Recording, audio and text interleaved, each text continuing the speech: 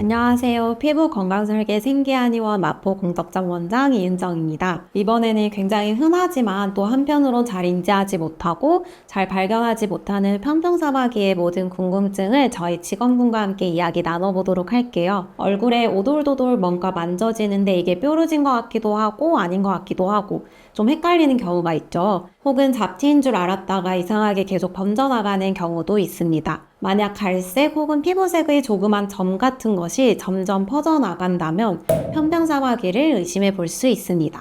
원장님 그냥 사마귀는 들어봤는데 편평사마귀는 잘 못 들어본 것 같아요. 편평사마귀는 어떤 거예요? 편평사마귀 이름 자체를 생소해 하시는 분들이 많아요. 왜냐면 우리가 보통 사마귀라고 하면 손이나 발바닥 같은 곳에 엄청 울퉁불퉁하게 커다란 각질이 생기는 걸 생각하잖아요. 그런데 그것보다 훨씬 작고 평평하게 생긴 사마귀가 또 있어요. 주변 분들 얼굴이나 목 같은 데 잘 살펴보면 편평사마귀를 가지고 있는 분들이 생각보다 되게 많습니다. 헐, 원장님 그러면 저도 편평사마귀가 있는 거 아닐까요? 그럴 수 있어요. 편평사마귀를 가지고 있는 분들이 생각보다 많은데 보통 잘 모르고 지내고 특히 개수가 적을 땐 전혀 눈치채지 못하다가 개수가 늘어나기 시작하면서 인지를 하게 됩니다. 근데 이때는 이미 많이 퍼져 있는 경우가 대부분이고요. 더 큰 문제는 발견을 했는데도 크게 불편한 증상이 없어서 대수롭지 않게 여기고 방치하는 분들도 계시다는 거죠. 저라도 크게 생활하는데 불편을 못 느끼면 그냥 냅둘 것 같은데요.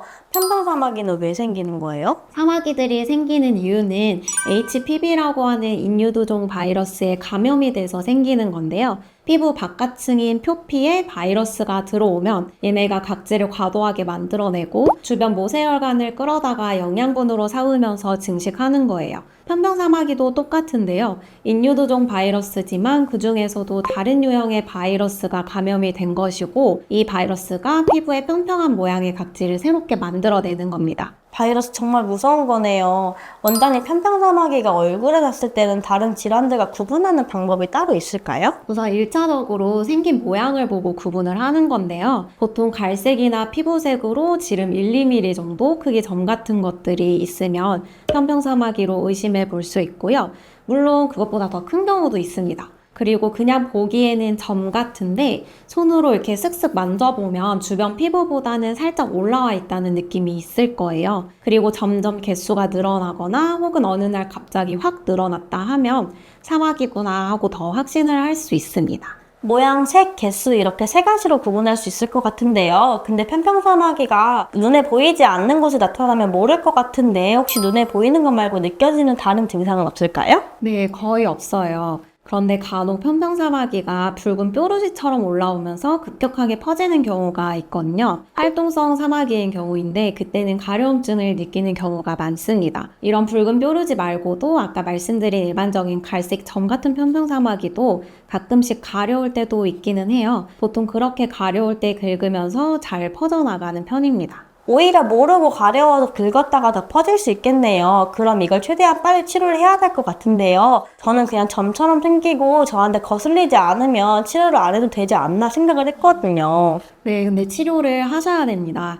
사실 이거 치료를 꼭 해야 되냐라는 질문을 굉장히 많이 하세요. 아토피나 다른 습진으로 치료받던 환자분들 몸에서 편평사마귀를 발견하면 편평사마귀 있으시다 알려드리거든요.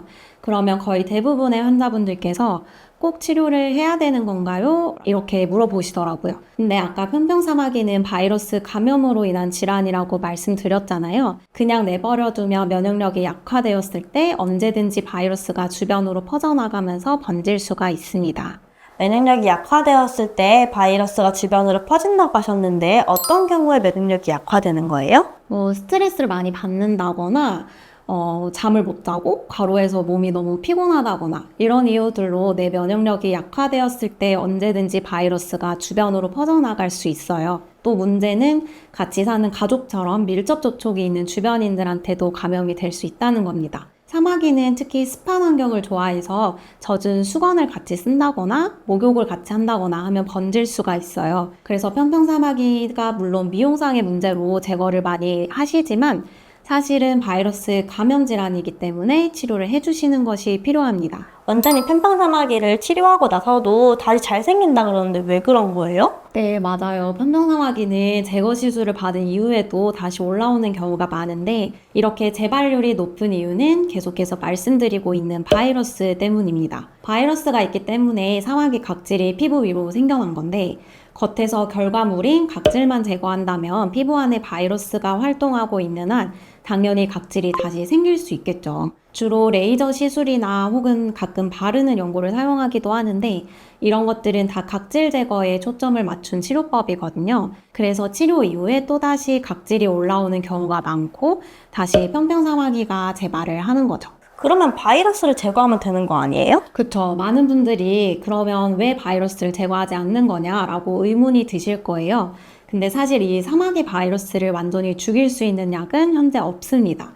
세균은 항생제로 죽일 수 있는데 바이러스는 바이러스 자체를 파괴하거나 죽일 수 있는 방법이 없는 거죠. 그래서 현재 바이러스를 이겨낼 수 있는 가장 좋은 방법은 내 면역력을 키우는 겁니다. 사마귀 각질을 제거하는 동시에 바이러스와 싸워서 이길 수 있는 면역력을 높이는 치료가 꼭 병행되어야 합니다. 그럼 치료 이외에도 집에서 면역력을 키울 수 있는 방법은 뭐예요?